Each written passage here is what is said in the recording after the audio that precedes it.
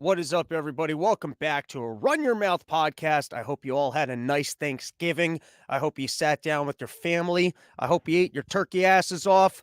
Oh man, did I have some good sandwiches? Coarse rye bread, bake fresh from the bakery.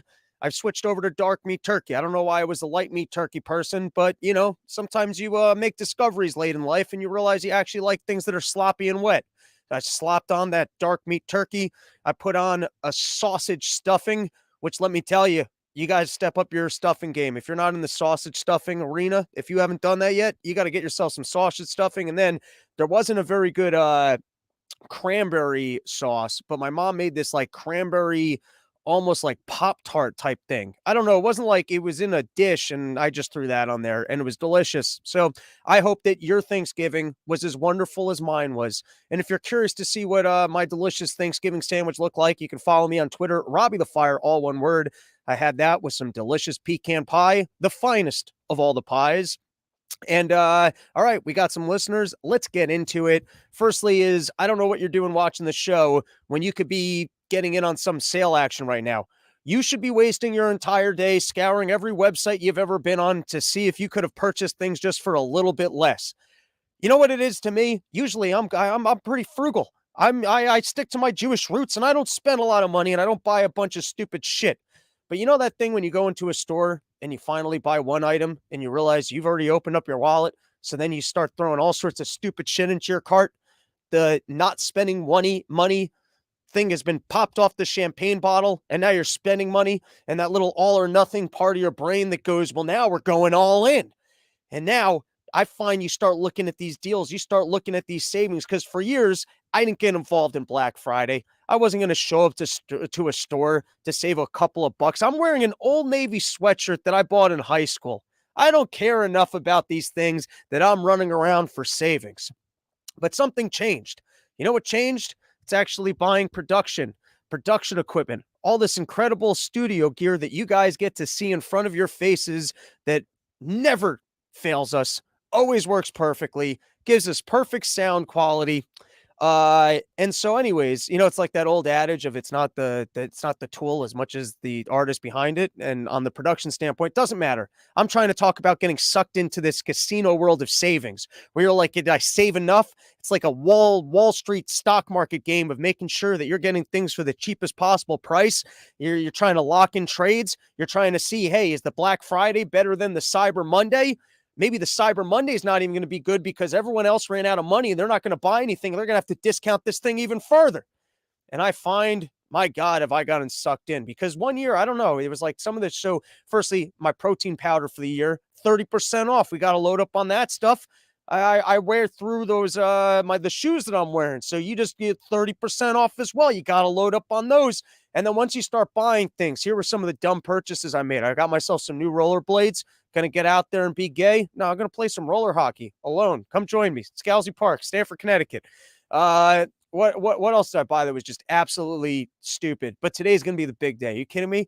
I'm gonna go to B&H and I'm gonna stock up for the new studio space thanks to YoKratom.com, home of, typically speaking, the $60 kilo. But not today.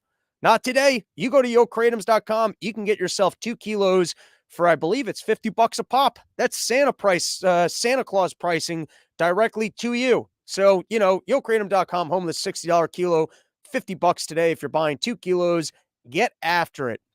Oh, one more just random screwy topic that was floating around in my brain before we get into the rest of the show. You ever see these random Rockefeller videos about how they took over medicine? There's like random storylines out there that are always quite fascinating to me. Later in the week, by the way, we got some really good guests coming on. Not going to tease them, but Wednesday show and the Friday show as well in the second half. I've got some incredible guests lined up, and we're going to be getting into carbon credits and what they're going to try and do to charge you for things that were free forever. How they're artificially going to make us poorer and somehow just dictate that they're going to turn carbon into gold. Something that we were just pumping out into the atmosphere, producing more trees, having no effect on the climate. That's a bold statement. That's not 100% true, but let's stick with it. We don't have to be accurate on this show. This isn't part of the problem. We're running our mouths over here. And another one is, the Rockefeller medicine one that he went and it used to be you had these old Chinese ladies and they were just making tea. If you were sick, they had a tea for everything. Don't look at charts about how much we've increased people's span of life. Even that's been dictated by complete falsehoods, faulty record keepers. Histories of black plagues, you know what that actual is? It was changes in the temperature. Anything you've read in the past about old time medicine of giving birth at home and women dying in childbirth, it's all false. There used to be these old Chinese women and they had teas for everything. Any ailment you ever had. You needed a longer penis, they had a tea for that. You had a headache, they had a tea for that. You wanted your menstrual cramps to be more flowy but less crampy, they had teas for that. You needed to be smarter, teas for that. You needed more focus, less stress, whatever you needed, there was a tea for it. But then the Rockefellers came around. They created internment camps. They rounded up all these old Chinese ladies with their marvelous teas. They burned all the books that told you about the ancient medicines that you could concoct from natural herbs in the ground, and they got rid of all the old Chinese tea ladies. And so we were stuck with nothing but doctors and their prescription drugs, many of which might not even, be beneficial. Anytime I see any of these videos, I'm always fascinated. And then you see all the lineup of the people getting their Harvard diploma, stamp of approval. You're a doctor now. Now go sell some of our medications. I don't know if you guys have ever seen these, but the point I'm trying to get at, has anyone tried running their car recently on a whale? I mean, how good was whale blubber? Who knows? Maybe I could get 1,000 miles to the whale blubber. Has anyone tried this recently? Next time there's a beached whale in your area, can we go carve up some blubber and maybe go over to Japan, because they're still carving up some whales? Anyone try running their Ford Tundra off of a nice big old chunk of whale blubber? Would it run forever? All right. No. Today's topic, the best cars for jumping a checkpoint, the artisan negotiation to play the Gaza war halftime show, the teeth implants that will protect you from ChatGPT, the best Amazon robot vacuum cleaners to inseminate before the China CRISPR baby war, why Israel is filling oil takers with farts, and why sitting on the toilet till your leg goes numbs might actually be the cure for diabetes. Dude, it's pretty loaded show. We got quite a bit to get into over here. All right. And before we do that, I am trying to bring more women into this operation, try and let people know that just because you don't have a dick doesn't mean you can't listen to the Run Your Mouth podcast and become the particular breed of autist that doesn't really care about trains, but does care about the Fed.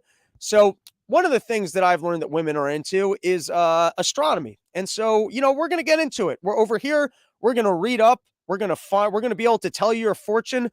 Not only are we going to dig up this old ancient literature of the teas that could save your life and grow your longer penises, but what we're going to do is we're going to dig into the literature on astronomy and we're going to become experts. And that's going to be one of the ways that for 2024, beyond the studio space, the shoes that I bought on sale online, and, all the other fine purchases I made for Black Friday, we're going to, really get into the astronomy thing so we can make this a show environment that's more inclusive for female listeners.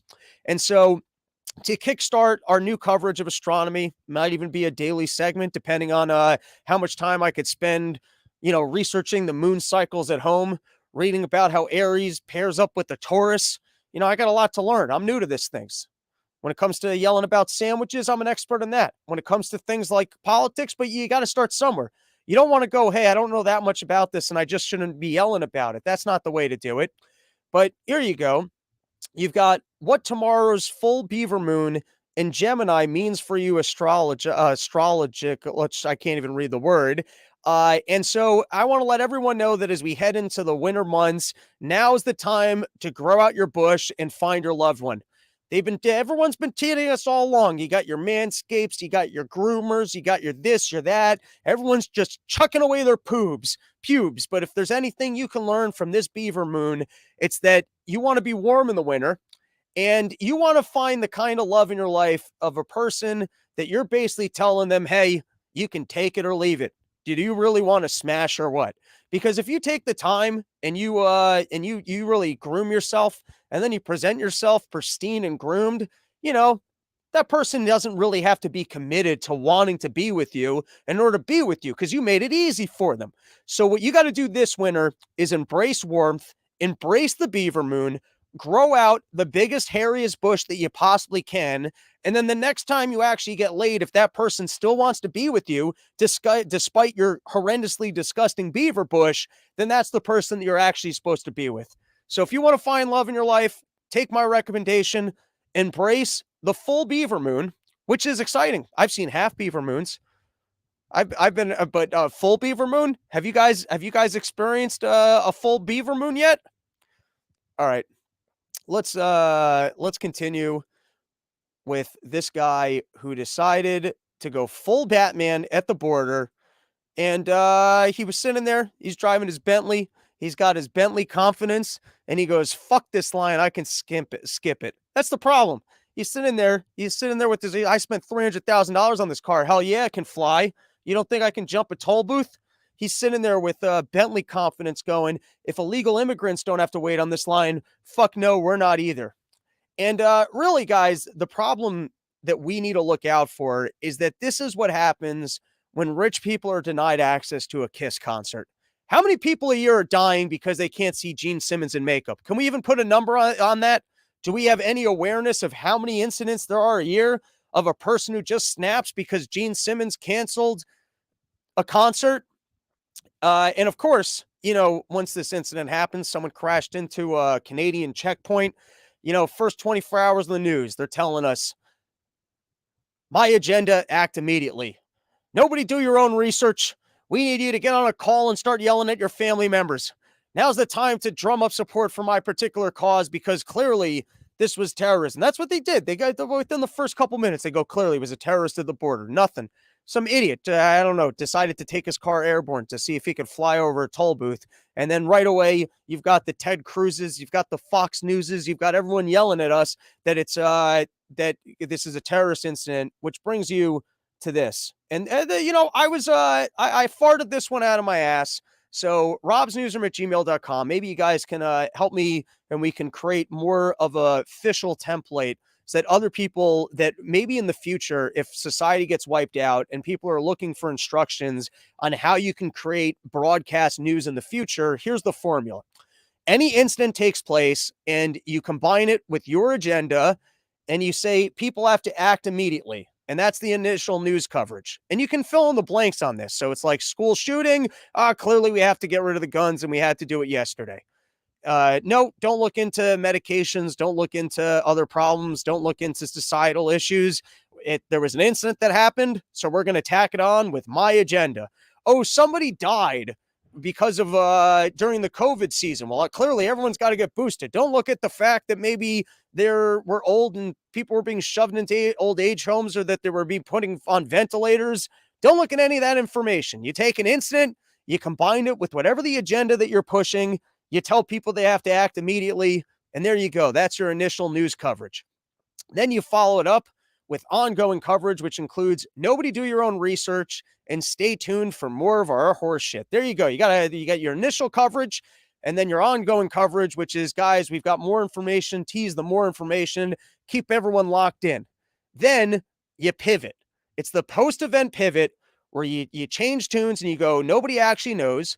We're going to continue to look into it, but wouldn't it be cool if it was what we said at first? And here's an expert willing to still back up what we first said was reasonable. And even though there's no longer any evidence of the problem, it's still a big issue. That's the post-event pivot, where you still get those people who are still willing to claim that original thing. Your biggest liars who are still that like when the better liars go, you know what? I can't even back this one up anymore. You find your B team, your C team, the people with the fresh legs that you can still put fresh out on the ice. And then, of course, you get the later revisionism of we never said that. We were working with the best intelligence and you're into conspiracy. And there you go. It's a breakdown of the way everything happens now. And as the first 24 hours of the news, I've said it before, don't even pay attention to it. They're just going to make shit up anyways. And so if we're going to make up shit as to what happened at this Canadian toll booth, I'm going to step in and say, this is the dangers that can arise from the fear of waiting on government lines. Our whole lives, they're placing us on lines. We never know how long we're going to have to sit on that line for. You go to the airport, there's another line. There's some guy who wants to touch your junk. There's some person that wants to go through all your clothing. You packed your bags very carefully, but no, they make you disassemble the whole thing. They make you yell at you. Then they don't give you enough space to put it back together. And you spend your whole lives just spinning on lines that they're creating for no reason. I mean, the border's wide open for everybody else unless you want to actually be a legal citizen and show up with your papers, and you're being a sucker. Everyone else is just skipping the line, and you're going to have to be on the line. So if there's one thing that we can take away from this, it's that government needs to do a drastic reduction in lines. I think that's what we should be learning from this incident. Or I'm going to go the other way with it, that now that the FBI said it's not terrorism, it clearly is terrorism. Look at the guy. Look at the face of this man who decided to take his $300,000 Bentley and crash it into a Canadian toll booth. You know what I see when I look into this man's face? That they've activated the Putin and Steven Seagal clones. That's what this biolab situation in Ukraine was. They needed the last piece of the puzzle. They've been trying to merge Putin's genes with Steven Seagal's genes for 20, 30 years. And now Putin, he's getting sick. He's got the cancer. He might not make it. And he realized this is my last chance to get into Ukraine. Steal the pieces, the missing piece of the puzzle from those biolabs that are sitting in the Ukraine, that I can finally activate my DNA. And then because we weren't trading with China, China calls him up and goes, listen, we've been working on the CRISPR Frankenstein stuff. We can get you a 20, 30, 40-year-old baby. We can age this thing super fast. And now that the southern border has been open all this whole time, what they did was they were able to merge the genes. They were able to freakishly speed up the development of the kid, which is why he ended up with the fatter face and a little bit more of the Steven Seagal and a little bit less of the Putin.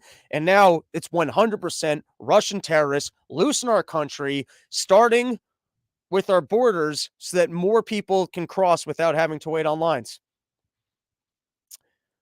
And if you like news coverage like this, factual information that you can't get anyone else because it's all nonsense and they're all making it up anyways, so you might as well go with my spin.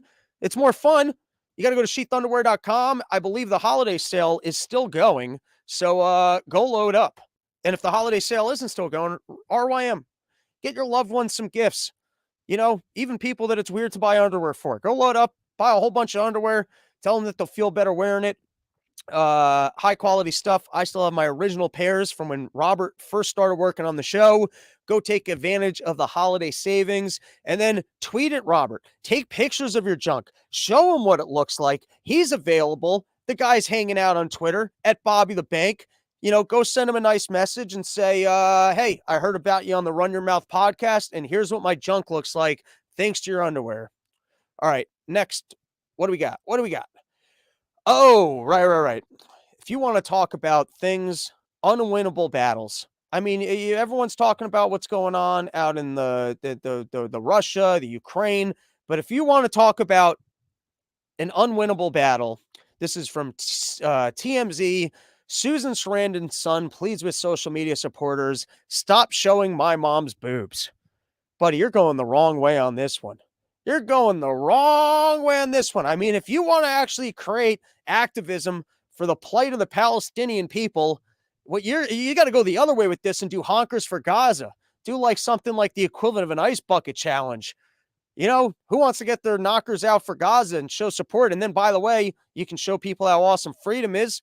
I mean, look at this unbelievable picture, and you're going to actually step in and recognize you're being a weirdo here.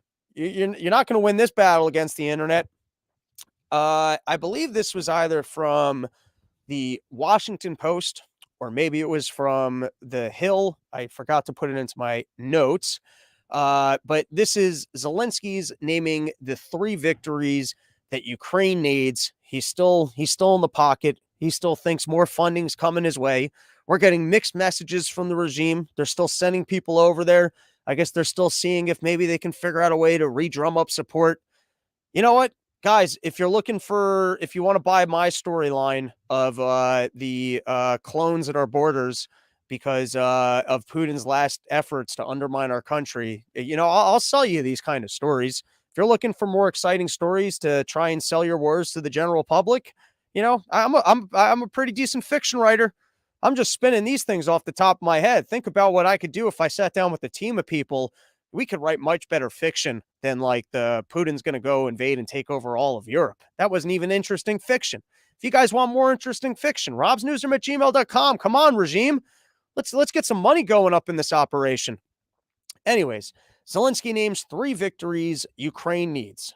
On the international front, President Vladimir Zelensky said Ukraine needed 3 wins beyond the immediate war with Russia, including the approval of major aid packages from the U.S. Congress and European Union and a formal start of accession talks to join the EU. On the ground, Ukrainian forces, meanwhile, staved off unrelenting Russian attacks on the devastating cities of as winter looms, and Kiev said it is preparing troop mobilization reforms without providing details on what they are. The capital suffered what officials said was Russia's largest drone attack of the war, leaving 5 people wounded as the rumble of air defenses and explosion woke residents at dawn on Saturday.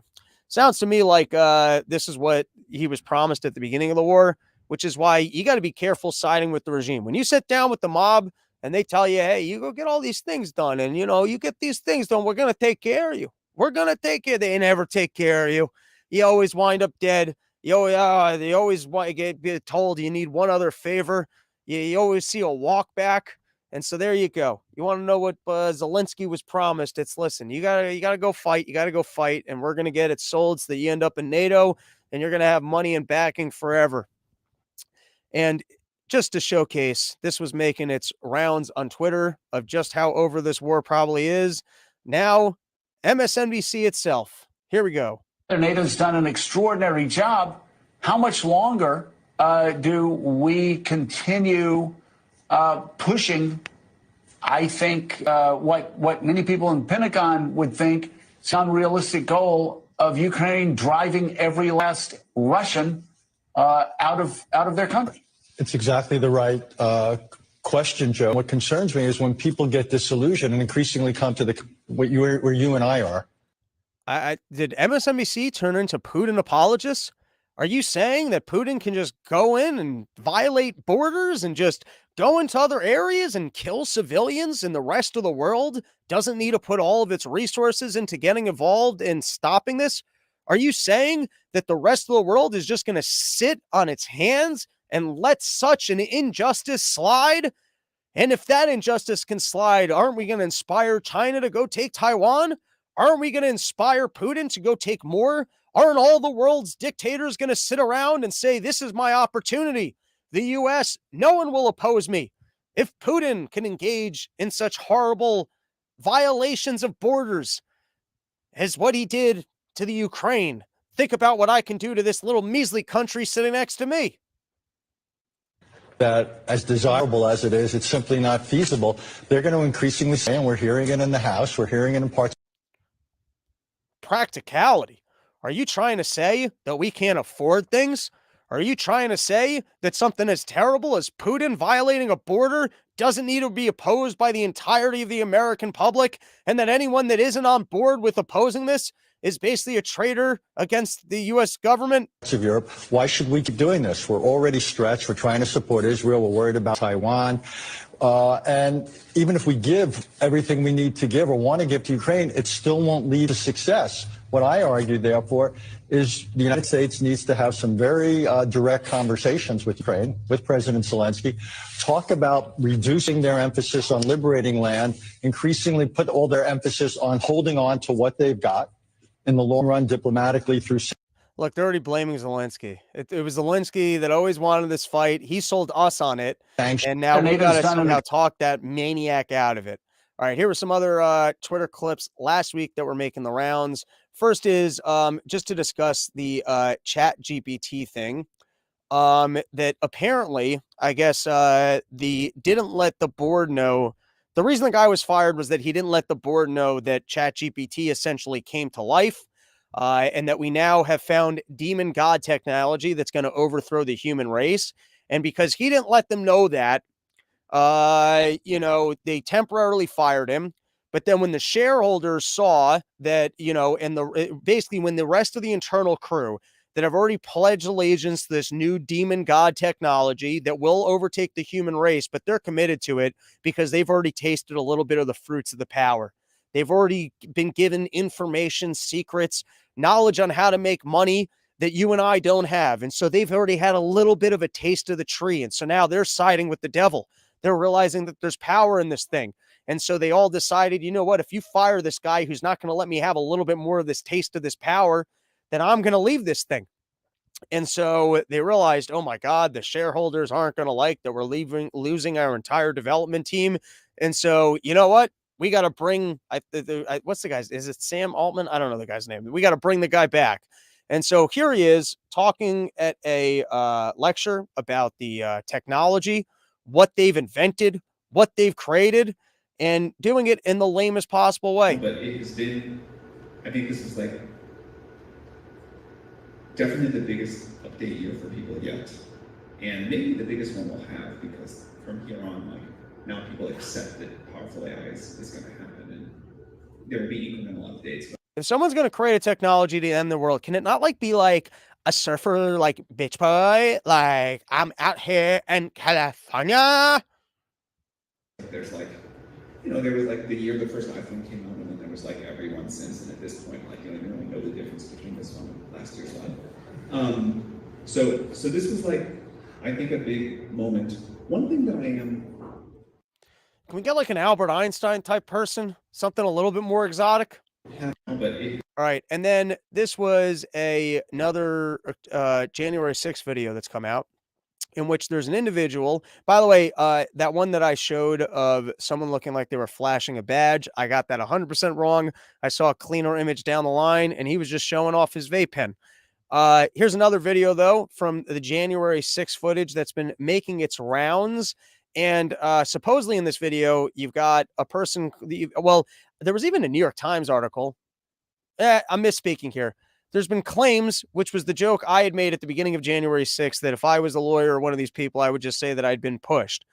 In this video, you got a person who I guess was, curious, just wanted to scope out the door. And then there's a person who's literally pulling people over the line. And here you have, I think, audio of a nice old lady being like, why did you pull me in here?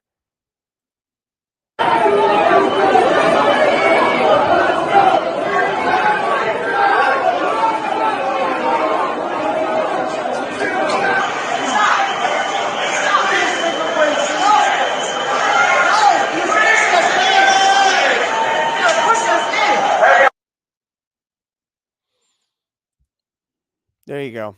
So we've got some individuals who, even on the day of, are claiming, why did you just push me into this building? And what I think would be the most interesting is really the video footage of who were the people that opened up the doors, opened up the windows. Now you've already got the claims that the crowd was peaceful until they started throwing the stun grenades and whatever else into it. They got it all rallied up and going. But here you have footage of door team open 6 of front lines, people in big time military gear as the first people in, who must have some experience in, I guess, opening up government doors and windows. You would think maybe they would unenforce them, in the days beforehand.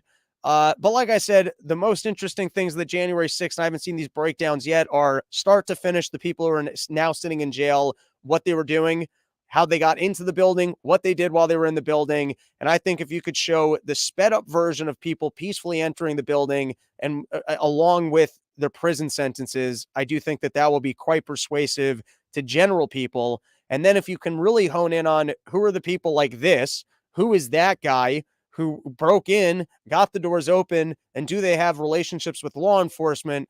I think we're going to be doing something in terms of getting some of those political prisoners out of jail. Someone here with a great idea that I should start wearing a robe, and you know what? I don't mind that. I don't mind that. All right, that's enough of the SEAL team doorbuster. We've got a couple more topics left to go.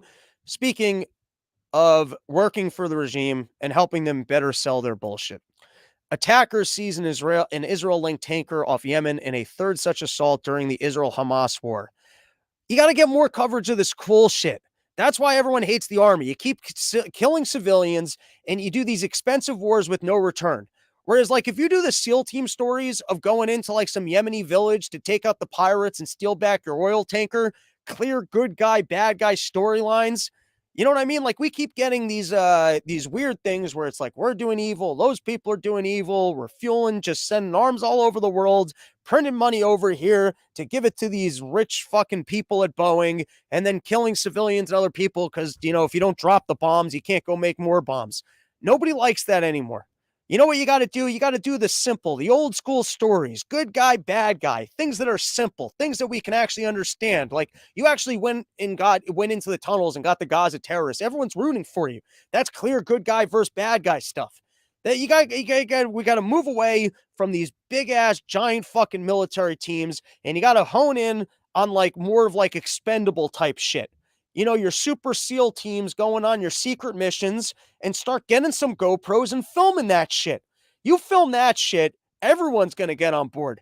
You get a fucking I gotta stop cursing so much. You get footage of a bunch of SEAL team guys going into some village, not killing civilians, taking out bad guys, reclaiming a boat, and then driving the boat back into the ocean. And then maybe you get your submarines that are out in the ocean waiting for that thing. The military and other pirates start coming for it, and you're just blowing up pirate shits left and right. That's good television right there. You guys are selling war all wrong. You want to go train elite squads that are going to go to the other side of the world and take out pirates and steal back boats. We're all on board. And maybe just pay the people better. Maybe go make super soldiers and put your money into that. That's the kind of stuff we could all get behind. But instead, it's all this giant military. Hey, we're failing. Where's the James Bond stuff? Where's the CIA? Spend all your money on super secret spy technology and then show us those stories. All right. I think we got a couple more and then we're going to call it a day. Here's some quicks. First, you got the Gaza prison transfer. And there were some complaints that this whole situation, it's not fair. You're trading 150 of these Palestinian prisoners, and you're only getting 50 of the Israeli prisoners back. You got to put this in perspective that the 150 Palestinian prisoners is that they're going to be released and then being told, run for your life. At what point do some of them go, yeah, can I just stay in this prison? I really got to get transferred back to the outdoor prison? There's water and no bombs in this prison. This one's fine. I'll just stay here. You don't even have to put me on the bus. And then amidst the people that were released, apparently 10 of them were Filipinos. And that Israel was sitting there like, well, you can keep them. That wasn't the deal. Well, no. You got to hold on to, we don't need we don't need these Thai people. What is going on in Israel? If you break it down, firstly, you've got Ethiopian Jews that live in Israel. It's not a race thing. You got Sephardi Jews who are pretty brown themselves. You've got Druze. I don't even know what Druze are. I remember that there was one that worked at the school I was in. There's some weird super group of non-Arabs, but that also lived in the area forever. You've got your Arab Israelis, and you get along with them. You got a lot of mixes of races. You get along with everyone. Why is it that specifically the people in Gaza you just can't get along with? And it's like it's because you want their shit. That's what it kind of starts to sound like. So it's not a race thing. It's not even like, it's not a group of people thing. It's not a religion thing. It's specifically, what is it specifically about this group of people? All right. Travis Kelce, Taylor Swift. I don't even know what's on my list. I'm just getting annoyed every time I see their articles. Fucking Disney propaganda couple. Both they align them to sell us more vaccine shots or something. I don't know. And then Catherine Hoochie Mommy, which if you haven't seen this, it was making the rounds. Someone actually sent me a good email about the quarantine camps that they are trying to make in New York City. And I'm completely bored of the COVID topic and didn't want to I didn't really want to delve in, but I do always like when they have the articles trying to debunk the claims. And in doing so, they're actually just admitting to the claims. So this was from the AP. And if I were to just give you guys the spin up front, because I've seen this more than once, where they basically go, well, what you're saying is incorrect because we prefer our more flowery language. Like sometimes they actually get busted red-handed and you go, hey, you're advocating for quarantine camps And or like the same way, well, we don't want a lockdown. We just want everyone to stay in their houses for a couple more days. Like sometimes they go, well, no, we would never want to strip your freedom. We just want people to be safer. And so as a result, we're going to start turning off everyone's internet at 8 p.m. Like they always go like, no, your characterization is completely not true. So here's me validating exactly what you were saying. Hold on a second. I feel like I'm clipping a little bit here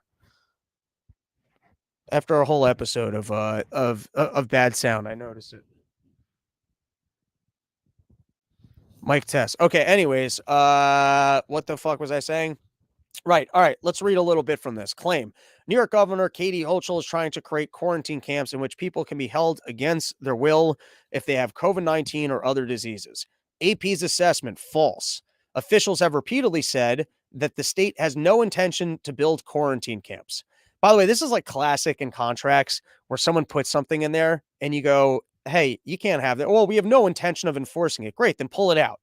If you've got no intention of enforcing it, then why would we put that there so that you can go enforce it at a later point in time? If you've got no intention of enforcing it, then you can just pull it out and then we don't even need to have a conversation about it.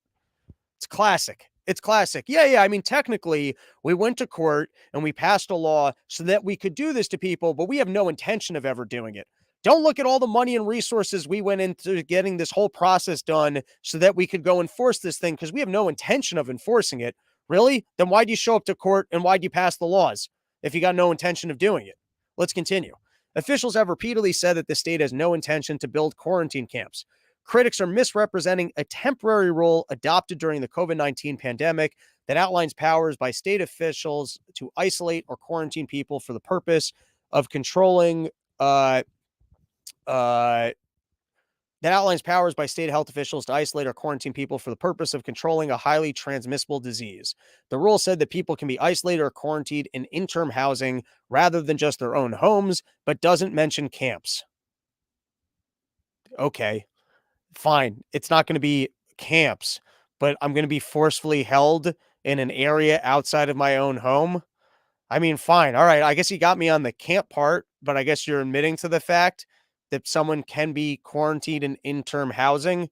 Yeah, I guess New York City doesn't have camps, but I guess you can shove me into one of these homeless hotels or you can shove me into one of these spots that you've built for, I guess camps is the inaccurate word there. So in other words, you're saying that there is going to be, they did pass a law for forced quarantine. They just have no intention of building camps for it.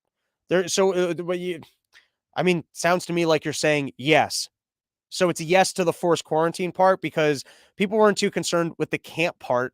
It's like a very, I should have thought of that joke earlier. I can't think of the example, but it's like, yeah, I'll have to come back to that one. I'll have a joke for that one on the next one. It's just such a funny thing to go, no, we would never do the camp part. No one's cared about the camp part. It's the forced quarantine part. Sounds like I might even prefer if you built me a camp than you shove me wherever you're placing these, homeless people. Isolate or quarantine people for the purpose of controlling a highly transmissible disease. Yeah, of course. I mean, so you're saying, yes, you are doing this, but it's because there's a reason for doing it. This is such an odd one because, like, if someone was like straight up, like, flew into the country with Ebola and then wanted to like go and cut their blood open, like, I understand where you're like, you can't do that. But if there's anything that we learned from COVID-19 is that government emergency powers are going to be abused, or even if you don't want to just say abused, government is too stupid about when to declare an emergency, and they will cause such massive harm with fake emergencies that you can't. We might be better off just rolling the dice on not actual emergencies, because guess what? If you were actually in some emergency situation where some dude's flying in with Ebola blood and he's going to get it on all of us, I feel like the rest of us could probably deal with that one. And the government, like, you know what I mean? Like, I feel like in enough an emergency, people will stay home. If you looked outside your window and everyone's just dropping dead, you know what I mean? All right, let's continue. The rule said that people can be isolated or quarantined in interim housing rather than just their own homes, but doesn't mention camps. It was deemed unconstitutional by a judge who said the state overreached, but also did not mention camps. I'm confused by that line. The facts. The state has appealed the judge's decisions and oral arguments took place last week. Oh, so it sounds like the state does want to forcefully be able to hold you if they can declare that they have the authority because of an emergency. And a judge said that that's an overreach, and now they're pushing for it. And now, as the internet has become aware of it, they're going, well, we don't want camps. Well, you do want to be able to forcefully hold people in places that aren't even in their own homes. So I don't know. Would it be accurate if we said forcefully held in prisons or just forcefully held at undisclosed locations? Would that be more technically accurate? And the days since, some on social media resurrected the false claim that the rule is part of a plan by Hochul to create quarantine camps in New York. I'm skipping ahead in the article. But neither Hochul nor other New York officials have proposed creating quarantine camps in quotes, because once again, they can't, I guess, challenge the idea that the New York State wants to be able to have the authority to forcefully quarantine people. How do you sit down and write an article like this? Of, yeah, most of what you're saying is true, but it was technically inaccurate when you guys reported this as being camps. Court Ruddy, a spokesperson, we should all bombard whoever wrote this article and ask them this. But yeah, now it gets to just be up online, is proven false. Court Ruddy, a spokesperson for the New York State Department of Health, told the Associated Press that he cannot comment on pending litigation, but agency officials have previously told other media outlets that they do not intend to create such camps. Camps, once again, no one's saying that they don't want to do it. They're just saying that they don't want to do the camps. And by the way, I barely even dug into this. I'm literally just reading this article. Instead, this claim distorts a temporary regulation that the state has moved to make permanent. So in other words, they did have temporary authority, and now even though there's no emergency, they want to extend it to full-time authority, and you guys are pretending like it's not true over the word camps? Let's continue. The rule section 2.13 outlined isolation and quarantine procedures to control highly transmissible diseases. It was first adopted as part of New York's codes, rules, and regulations on March 9, 2020 in response to the COVID-19 pandemic. The rule said that the state commissioner of health may issue isolation or quarantine orders or may direct the local health authority to do so. Among its guidelines, it stated that in addition to an individual's home, isolation or quarantine may take place in temporary housing as deemed appropriate by public health authorities. So if you were to make a whole area of temporary housing and you were to move people there to quarantine, is that, I guess it's not a quarantine camp. There's just a different name for it. But nothing in the rule mentions camps. There you go. Isn't this unbelievable? This is fucking modern day journalism for you. Nor suggest that the state has plans to erect them. Right. They just went through the process of getting the authority to do so. The state honestly believes that in the case of an emergency, if it has the ability to quarantine individuals, it could save lives. But they have no intention of actually going through on a plan that they believe would save lives. I mean, why would they take the time to go to court and, propose to a judge a plan that they think would be helpful and then try and get it passed and then actually go through on it? They have no intention of doing that. This is just all an exercise and, spending the state's money on wasting a judge's time on something that they would never do. Let's continue. New York State, the federal government, or for that matter, anyone in America that I'm aware of, has no immediate plan. Oh, now it's not even that they don't have a plan. It's not an immediate plan to do it or plan at all. Oh, there you go. Okay. To reissue any kind of isolation or quarantine, he said. Right. Because there's no current reason, or, they're not trying to sell the health passports right now. Ghostin noted that such measures were rare, even during the height of the COVID pandemic, when New York's rule was in effect and recommendations for people to stay home were far more common. Rather, temporarily housing, remember, in quotes, not camps, could refer to a situation like someone who lives in a congregant setting with the vulnerable individuals and who therefore might be better off isolating in a room in a hotel. There you go. I said it's going to be these hotels that they have all the homeless people in. All right. Last article. I'm too lazy to read it. Before we do, guys, premierpharma.com. If you got an independent doctor's office, hospital, pharmacy, you want to get cheaper medications to your patients, you go to premierpharma.com and you talk to the good folks over there, and they can save your patients a whole bundle on their prescription medications. This was an article from the Wall Street Journal. We're in the salad section of the show. It's going to be the last thing we do. And sometimes I like it when people can actually hone in on the specifics of the unintended consequences of what government overlooked when forcing dumb windmill or other agendas down our throats.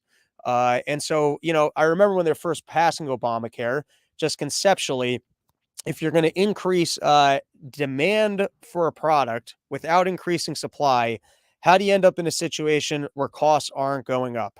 And so it just seemed to me like if they were going to consolidate, the healthcare offerings, and they were going to force every individual to have full healthcare coverage, it doesn't sound to me like you're going to have a recipe for costs coming down. And so, and I'm shooting from the hip here from what I was reading years ago.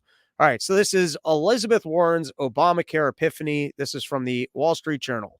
It took 13 years, but Elizabeth Warren is at long last acknowledging that Obamacare has increased healthcare prices and industry consolidation. Who would have believed it? Government price controls and profit caps have resulted in unintended consequences. The Massachusetts Senator, Republican Senator Mike Brown of Indiana this week wrote a letter to the Health and Human Services Department Inspector General complaining that the nation's largest health insurers are dodging Obamacare's medical loss ratio. The results, they say, is higher costs for patients.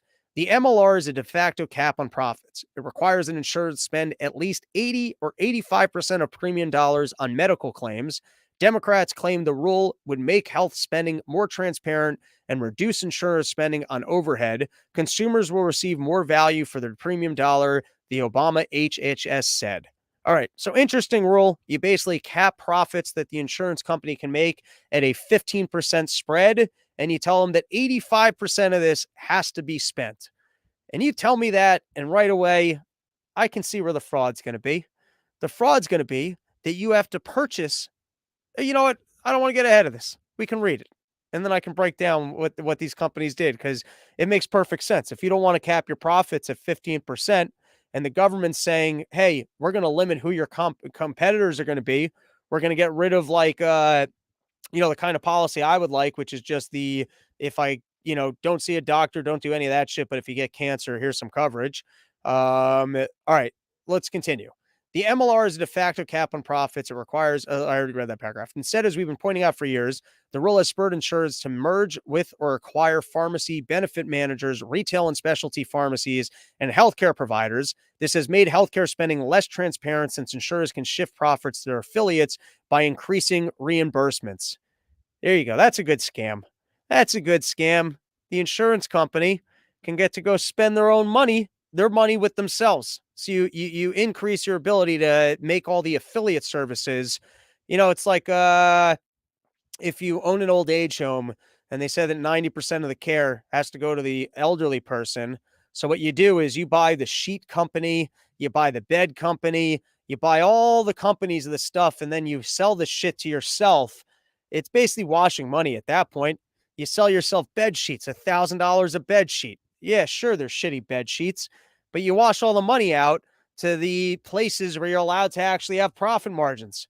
And so it sounds like that's, I can't tell you the specifics on how they're doing it here, but it sounds like that's what they did, is they partnered with the affiliate companies that they spend money with, which don't have caps on profits. The senator cited Journal News story in September that found insurers were paying affiliated specialty pharmacies more than 20 times for generic drugs what manufacturers charged. Patients can get slammed by hefty out-of-pocket costs for these drugs if they have high deductible or co-insurance requirements. Even worse, the senator's right. Insurers can use their BPMs to steer patients to their own pharmacies while disadvantaging competing pharmacies with lower reimbursements and predatory fees. I remember once I was at the pharmacy and the pharmacist was good enough to go, hey, if you don't use your insurance, this product's actually a lot cheaper. Anyways, in a 2017 editorial, we highlighted complaints that CVS BPM was paying independent pharmacies less than the wholesale drug cost while billing Medicaid for significantly more. The senators complained that insurers have evaded the MLR by vertically integrating with other companies in the healthcare supply chain. Cigna, United, and CVS Aetna each own or affiliated with the country's three largest BPMs, they write. Insurers are also increasingly buying providers. CVS this year acquired primary care provider Oak Street Health. You guys can go read the rest of this on your own on your own time. But that's why it speaks to our fine sponsor, premierpharma.com, trying to cut out some of this bullshit, all this racket, all this other nonsense. And if you are in the industry, you want to be able to get your patients 30 to 40% off on their generic drugs and work around this fucking system that keeps lining specific people's pockets, they're good people to talk to. All right, that is our episode. Thank you for hanging out with us. More tour dates coming soon. Starting to load up my December. As you know, I spend 3 days at home. I put on 20 pounds and I'm like, I can't be home. I gotta, and you know, these New York clubs ain't booking me. I gotta stay sharp. I gotta write new jokes. Might film something in January. Excited to be back up at the Shell. More dates coming soon. That is our show. Thanks for hanging out. Back on Wednesday and Friday with brand new episodes with some great guest